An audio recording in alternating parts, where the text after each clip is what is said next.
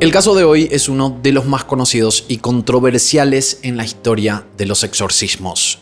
Y no solo eso, sino que también fue uno de los casos de exorcismo más documentados de la historia. Fue tan controversial que incluso cambió la manera en la que se hacían estos rituales a la forma en la que se hacen en la actualidad. Ahora sí, prepárate porque como parte de nuestro especial de Halloween, hoy vamos a conocer el caso de Anneliese Michel y la historia real que inspiró la película de la que seguramente escuchaste hablar al menos una vez en tu vida, llamada El exorcismo de Emily Rose.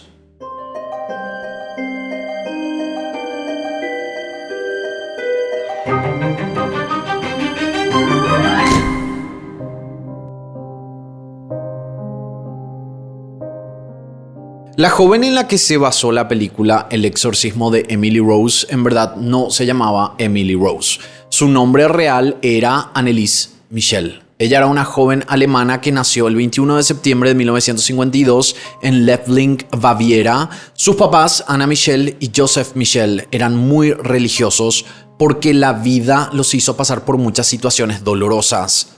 Joseph llegó a ser prisionero de guerra y vio a muchos de sus compañeros y amigos perder la vida en el campo de batalla. Y Ana dio a luz a una niña llamada Marta cuando todavía no estaba casada, por lo que fue intensamente juzgada. Incluso le hicieron vestir un velo negro por no ser pura.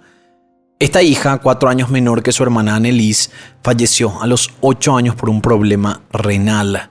Joseph y Anna tuvieron 4 hijos más: Anneliese, nacida el 21 de septiembre de 1952, Gertrude, nacida en 1954, Bárbara, nacida en 1956 y Roswitha, nacida en 1957. Ambos padres hicieron todo lo posible para redimirse ante Dios y no solo le inculcaron a sus hijas valores cristianos, sino que iban hasta 2 veces por semana a la iglesia, y tanto los padres como sus hijas eran de hacer penitencias por los pecados tanto propios como de los demás. Para su mamá, Anneliese era una niña dulce, muy amable, cariñosa y obediente, pero también era muy frágil de salud y por eso la sobreprotegían. Desde muy chiquita, Anneliese tuvo varios problemas de salud como paperas, sarampión y hasta fiebre escarlata, también conocida como escarlatina. Y ya en su juventud, a sus 16 años, en 1968, comenzó a tener problemas de salud muy graves e inexplicables.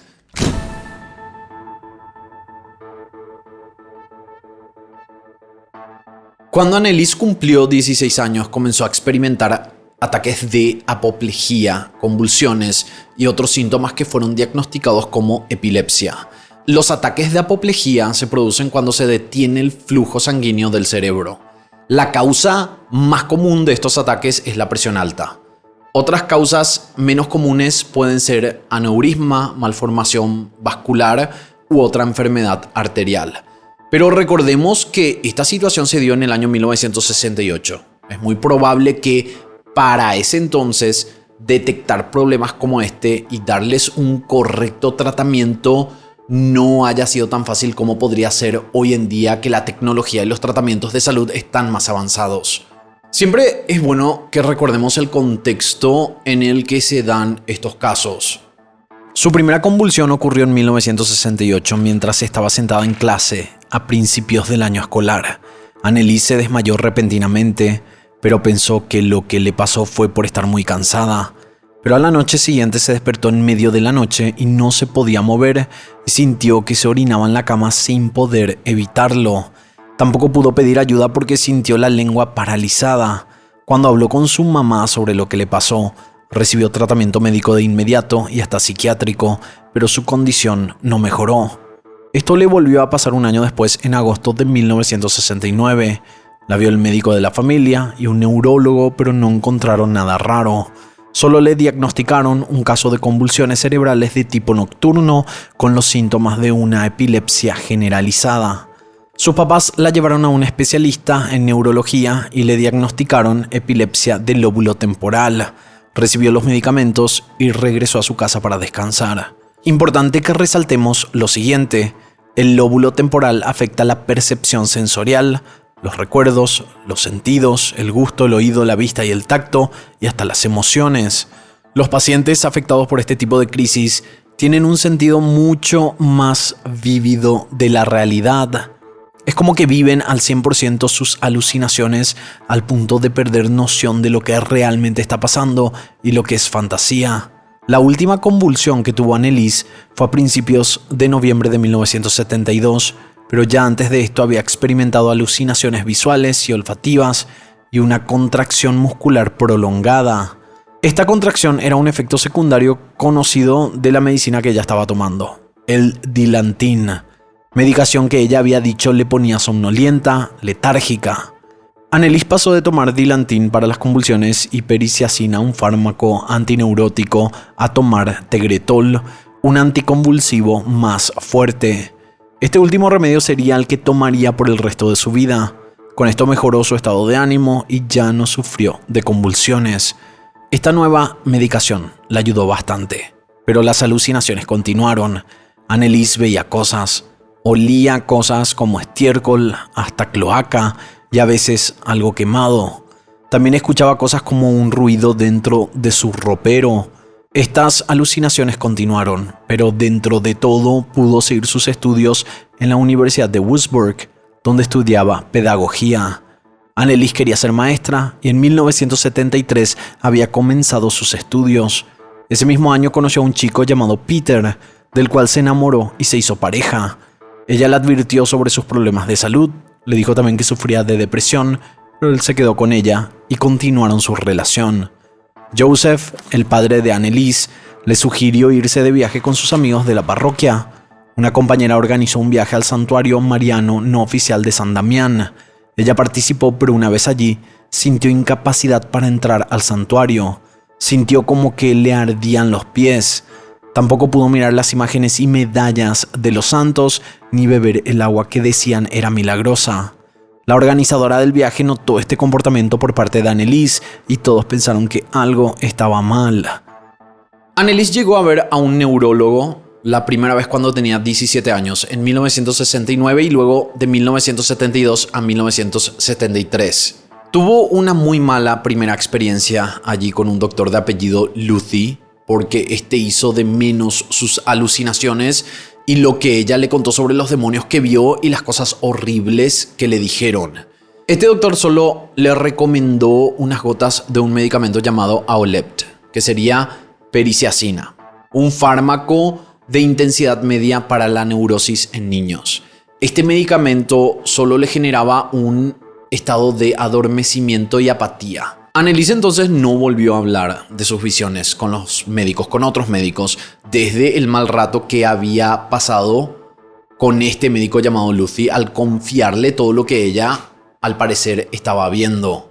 Anneliese escuchaba sonidos de golpes en el techo, en el suelo, en su ropero, y veía figuras demoníacas con cuernos que le decían que estaría condenada para toda la eternidad. En ciertos momentos ya no pudo estudiar, ni tener una vida como los demás jóvenes de su edad.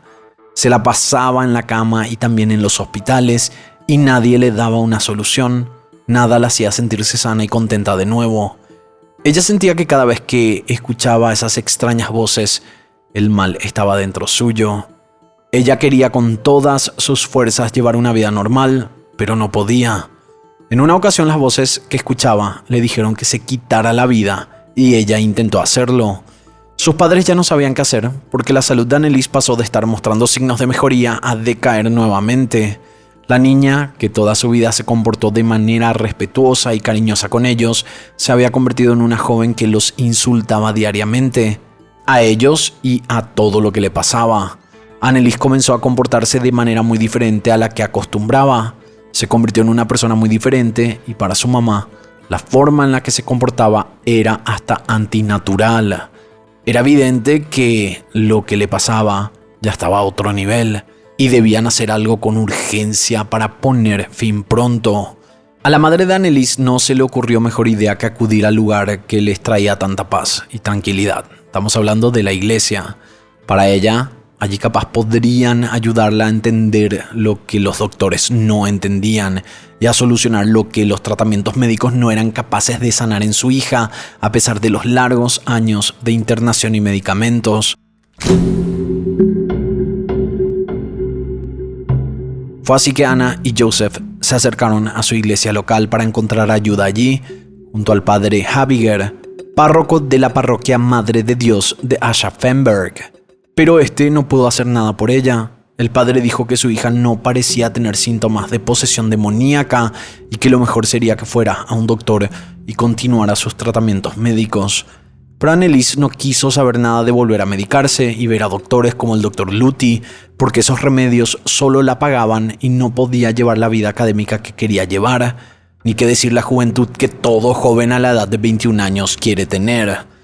Para la mamá de Anneliese, si bien a veces su hija parecía estar bien mentalmente, otros días cambiaba totalmente y su estado tenía mucho de paranormal porque muchas alucinaciones de su hija tenían que ver con demonios y hasta con la Virgen María, porque una vez de pie ante la imagen de la Virgen le pareció ver a su hija con una expresión totalmente distinta y creyó ver que se le ponían los ojos negros. En una ocasión también dijo que la Virgen María le advirtió sobre un posible enfrentamiento con el demonio. Cuando acudieron a la iglesia, el Vaticano negó todo permiso para efectuar el exorcismo mayor. Se dice que el exorcismo simple es lo que viene a ser el bautismo en el cristianismo, cuando por medio de la iglesia en nombre de Jesucristo una persona es protegida de todo mal. El exorcismo mayor ya es una intervención mayor para casos en los que la persona ya está poseída por el mal.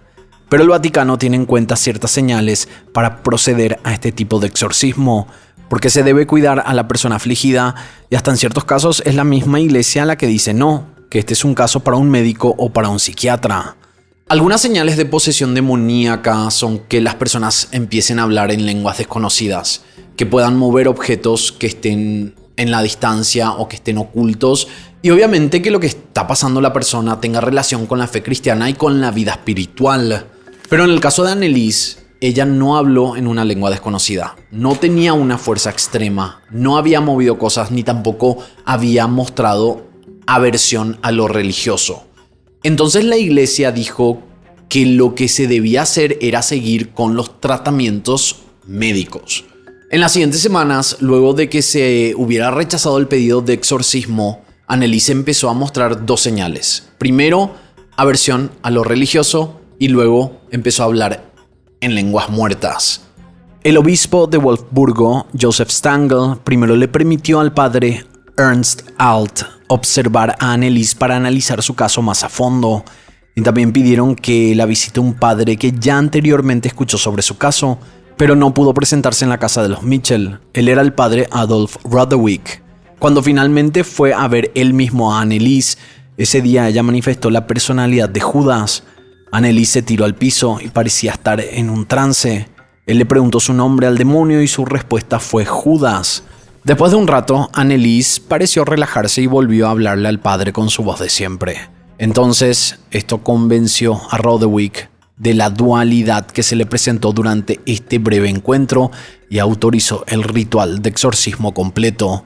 Les dio permiso al padre Alt y al padre Arnold Renz y allí empezaron las sesiones para tratar de devolverle la paz a Anneliese.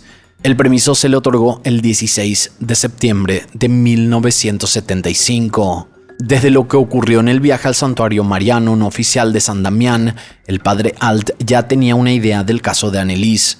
Este padre tenía un gran interés por lo paranormal y se sabe que incluso hizo estudios de percepción extrasensorial. Dentro de todo era una persona normal con un gusto por lo sobrenatural y cuando se le presentó la oportunidad de conocer a Anneliese y tomar su caso, evidentemente no se negó.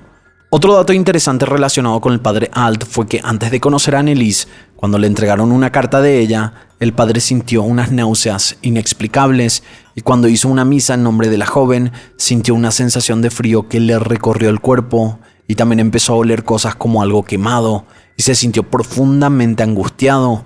Además de ser una persona muy interesada en todo lo paranormal, el padre Alt era conocido por su hipersensibilidad. Aunque para toda persona que no cree en esas cosas, bien podría tratarse del poder de la sugestión. Pero lo raro y coincidente era que todo lo que dijo oler también lo había olido Anneliese, algo quemándose y también olores como de estiércol o cloaca. Cuando ya estaba en su cuarto, el padre Alt escuchó un ruido de golpe en su ropero, así como solía escuchar a Anneliese, y luego de rezarle al padre Pío olió un aroma a violetas muy intenso. olor que también había percibido Annelies en cierto momento. El padre Arnold Renz, por su parte, era un superior de un monasterio salvatoriano y párroco de una parroquia cerca de Klingenberg, pueblo donde vivían los Mitchell. Al contrario de Alt, el padre Renz no tenía tanta afición a lo paranormal. Era conocido más bien por su inteligencia, su amabilidad y por ser alguien piadoso. Esto es lo que se sabía de los dos hombres encargados de devolverle la paz a la joven Mitchell.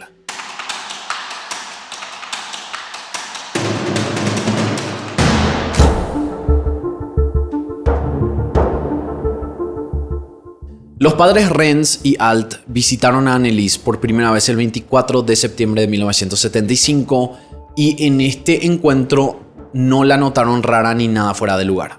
De igual manera debían empezar el ritual de exorcismo y así lo hicieron. En esa ocasión comenzaron cuando el padre Renz leyó las oraciones y empezó el interrogatorio al demonio que supuestamente poseyó a Annelies. El comportamiento de ella cambió. Empezó a temblar, gritar y retorcerse. Le rociaron agua bendita y ella siguió gritando. La tuvieron que atajar para evitar que mordiera a los presentes y le exigió al padre que se detuviera.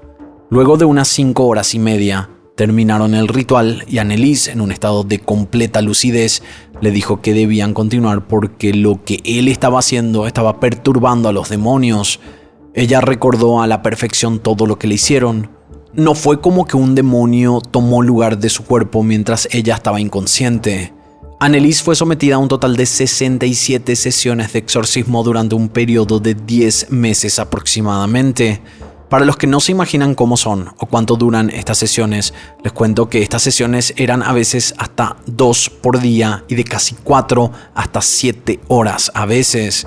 Era algo agotador tanto para Annelies como para los sacerdotes y familiares, pero los mismos familiares pedían que siguieran. Resulta peculiar que una vez que estos rituales terminaban, Annelies volvía a tomar sus medicamentos y hasta estudiaba para sus exámenes como si todo lo que le acababan de hacer y acababa de pasar no fuera más que un sueño terrible del que se despertaba y continuaba con su vida normal. Y eso que las sesiones eran intensas, salvo en ocasiones en las que se podía ver el fuerte efecto de los medicamentos y hasta en las grabaciones se la notaba como apagada. A Annelies llegaron a atarla a una silla porque gritó sin parar, comió insectos, se dijo que hasta le arrancó la cabeza a un pájaro muerto y que se bebió su propia orina. También se metía debajo de los muebles y empezaba a ladrar como perro. Los que estaban en la casa tenían miedo y no querían que lastimara a nadie, por eso la tenían amarrada. Una de las cosas más extremas que llegó a hacer durante estas sesiones se llama genuflexiones, que es como hacer una reverencia arrodillada. Ella dice que llegó a hacer unas 600 y que por eso se lastimó severamente y se rompió los ligamentos de las rodillas. En varias ocasiones tenían que sujetarla a los 3 hombres presentes porque alcanzaba una fuerza sobrenatural. Era como que Annelies perdía el control de su cuerpo y él mismo adquiría una fuerza para aguantar situaciones dolorosísimas. Su cuerpo se llenó de moretones porque cada vez que intentaba rezar parecía haber una fuerza que la tiraba hacia el piso. Mientras esto pasaba, los sacerdotes hacían sus rezos y lecturas, utilizaron agua bendita y dijeron que en el cuerpo de Annelies se manifestaron Caín, Judas, Lucifer, Nerón y Fleischmann, y según algunas versiones, hasta el espíritu de Hitler, unos 6 demonios y el espíritu del dictador alemán. Este Fleischmann, que supuestamente también poseyó a Annelies, más que ser un demonio, era un sacerdote medieval de Edelben, un pueblo donde el padre Alt es párroco. Hay registros de que este sacerdote era mujeriego, borracho y que mató a golpes a un hombre y que casi hizo lo mismo con una mujer. Resultó extraño que Annelies mencionara a una personalidad como esta que tuviera relación con uno de sus exorcistas. Durante rituales es común que se recitaran oraciones o lecturas bíblicas para ver cómo supuestamente reacciona el demonio. En el caso de los demonios que supuestamente estaban poseyendo a Annelies, los sacerdotes descubrieron que estos demonios odiaban cuando mencionaban a San Miguel Arcángel, a la Virgen María, a los ángeles guardianes, y Annelies llegó a gritar muchísimo durante la letanía de las 5 llagas sagradas. Pero cuando se trataba de recitar partes del Apocalipsis, donde incluso se hace mención de la bestia, los demonios se mostraban indiferentes. Ich hab recht dazu, dass ich in dem Wald rein bin. Ich trag dir die Rotznase noch so lang, bis es lebt wird. Saublöde Weib. Für uns geht's kein Zurück. Nie! In alle Ewigkeit! Sag mir den Namen. Ich, der Judas und der Nero, der Kain und der Hitler. Fünfte immer. Das ist der 6. Oh, den haben wir gelogen. Den habt ihr natürlich.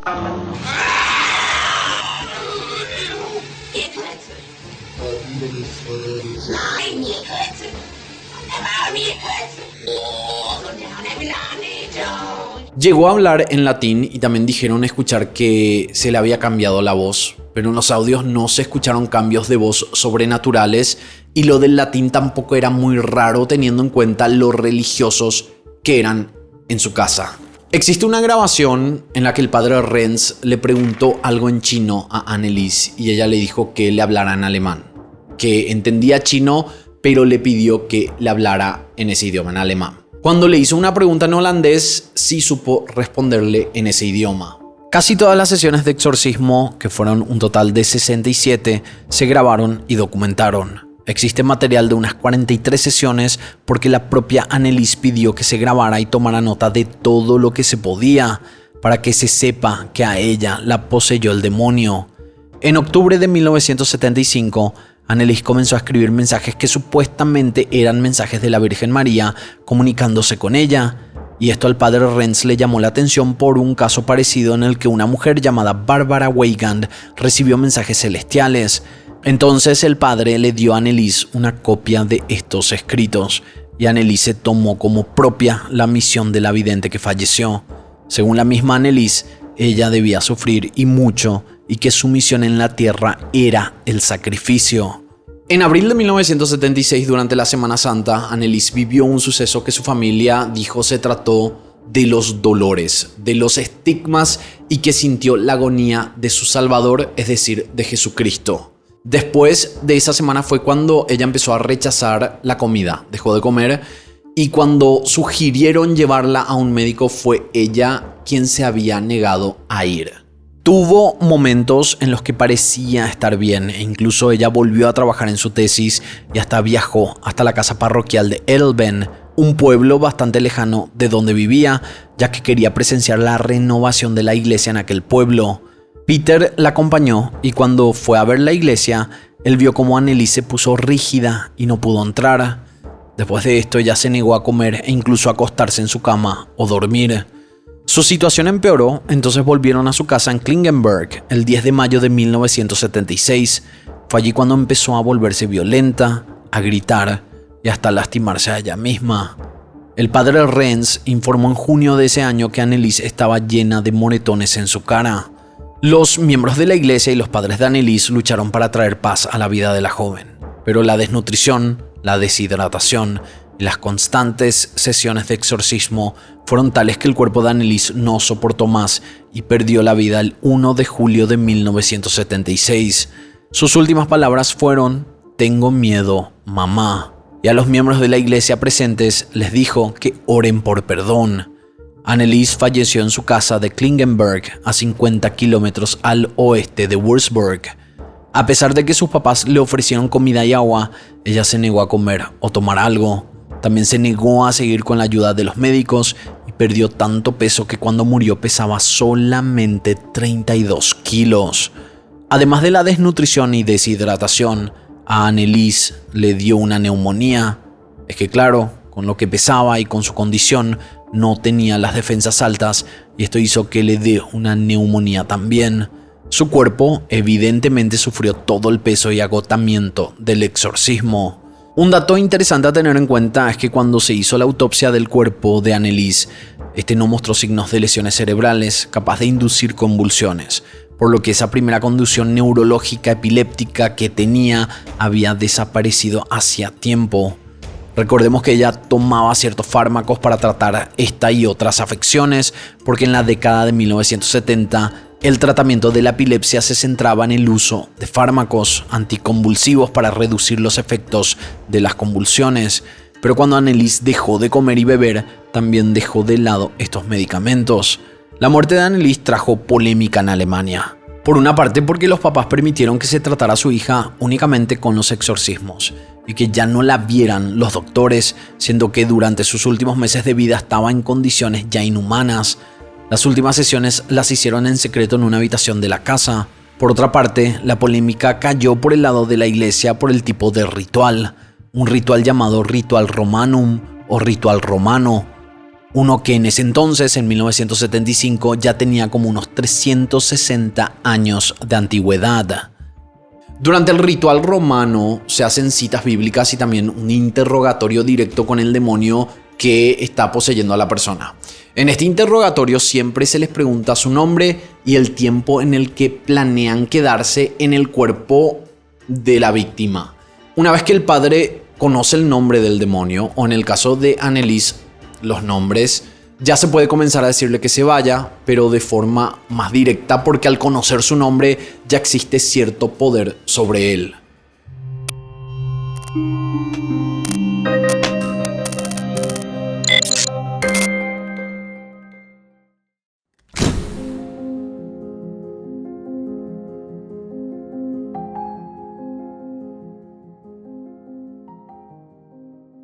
Los papás de Anneliese y los sacerdotes que realizaron los exorcismos fueron acusados de homicidio negligente. El juicio atrajo una gran atención mediática y pública. Anna Joseph y el pastor Ernst Alt y el padre Arnold Renz fueron declarados culpables y sentenciados a 6 meses de cárcel, pero se les otorgó un cambio en la sentencia por el pago de una fianza y 3 años de libertad condicional. Pero esta no fue la única repercusión de este caso. Debido al gran impacto y conmoción de estos exorcismos, la iglesia se vio obligada a modificar, traducir y actualizar el ritual romano, donde ahora se resalta la importancia de derivar a profesionales médicos y cuidar por sobre todas las cosas a las personas afectadas, e incluso que en algunos casos que los miembros de la iglesia a cargo de realizar el exorcismo tuvieran entrenamiento médico. En 1984 solicitaron que se revisara la manera en la que se llevaban a cabo los exorcismos, porque son muchos los casos en los que la persona supuestamente poseída se siente mal o deprimida o está pasando por un caso psiquiátrico y no maligno o demoníaco. Son más bien personas que deben atender su salud mental, y para esto se pasó a realizar exorcismos, pero con entrevistas previas con la familia y hasta con la presencia de profesionales de la salud como psiquiatras. En 1999 se hizo la modificación del ritual del antiguo ritual romano, y este nuevo documento se llama Exorcismo y otras súplicas. Un conocido padre llamado Carlos Alberto Mancuso, que falleció recientemente en 2023, era uno de los pocos autorizados por la Iglesia Católica para realizar la práctica del exorcismo.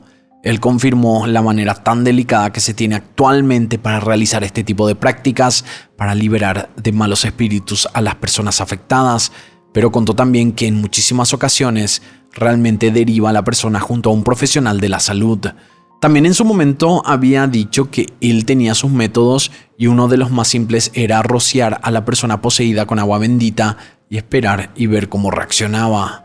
Hasta hoy día, estos temas siguen siendo parte de la cultura popular, y sin lugar a dudas, la película El exorcismo de Emily Rose es un clásico del horror. Un horror que muy pocos saben se basó en un triste caso de descuido por parte de los miembros de la iglesia autorizados para practicar los exorcismos y por los mismos padres que se negaron a prestarle atención médica cuando evidentemente era necesario hacerlo.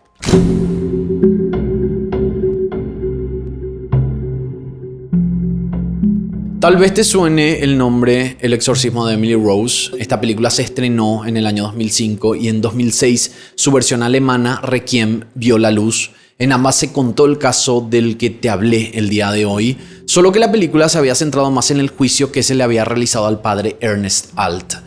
En la historia, los personajes tienen nombres distintos a los nombres reales y solo se muestran fragmentos de la vida de Anneliese, también conocida como Emily en la película y Micaela en la película alemana. Pero como dije anteriormente, la película se centró en el juicio, buscando que la persona que viera la película se preguntara si es real lo que pasó con Anneliese.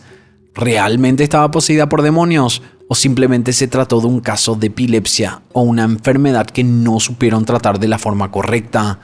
La pregunta siempre fue si Anneliese estaba enferma de epilepsia o en verdad estaba poseída por varios demonios. La idea era poner sobre la mesa un caso que fue sumamente mediático y sus repercusiones porque se enfrentó la religión con la ciencia, lo paranormal con la razón. Recordemos también que en la época en la que Anneliese le estaban practicando los rituales de exorcismo, también se estrenó la película El Exorcista en 1973 y años después, en 1976, La Profecía. Y si vamos a años atrás, en 1968, existió la conocida El Bebé de Rosemary. Se puede hablar de un auge de este tipo de materiales que tenían que ver con el demonio, las posesiones demoníacas y la presencia de la religión para combatirlas mediante el exorcismo. También se puede hablar de que tanto eso como el crecer en una familia en la que existe un compromiso muy grande con la religión terminaron afectando la percepción de sus integrantes. Creer que Anneliese en cierto punto se tomó la religión como una responsabilidad y una misión de sacrificio como prueba de su fe no suena muy loco si es que recordamos que su mamá castigaba a ella y a sus hermanas constantemente por el mal que supuestamente hacían a otros. Constantemente se le dijo que el dolor era el camino al perdón y no es de extrañar que en cierto punto esto la haya afectado a un nivel mucho más profundo. Ya en los últimos meses, antes de su muerte, Anneliese escuchaba de las voces que no eran demoníacas que siguiera luchando y que confiara.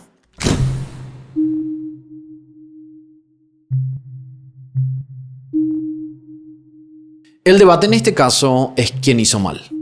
Los padres, al mezclar religión con la medicina y la salud mental, las figuras de la iglesia que no respetaron la salud física de Anneliese antes que todo lo demás, Anneliese que no estaba en condiciones de tomar ninguna decisión coherente en su devastado estado de salud, o fue el hecho de no tener un ritual actualizado a tiempo, o realmente existieron esos 6 demonios en su cuerpo al mismo tiempo y fueron ellos los que acabaron con la joven de 23 años.